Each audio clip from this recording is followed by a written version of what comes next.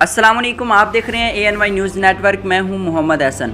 खबर शामिल करते हैं शकरगढ़ से। हमारे रिपोर्टर राना नईम ज़िया की रिपोर्ट के मुताबिक चौधरी इमरान आनर कराची मार्बल सेंटर के भाई और चौधरी इदरीस के बेटे चौधरी अरसलान शादी के बंधन में बंध गए। दावत वलीमा की तकरीब मकामी हाल में मुनक्किद की गई। इस मौके पर खसूसी तौर पर राना शाहिद आटूज service, Zulfiqar Ahmad, Farooq Ahmad, Faraz Ahmad, Chaudhry Ansar, Chaudhry Mahmood, petrol pump वाले, दीगर सियासी समाजी कारोबारी शख्सियात, दोस्तों, अजीज़ों, रिश्तेदारों, अहल मोहल्ला ने बड़ी तादाद में शिरकत की।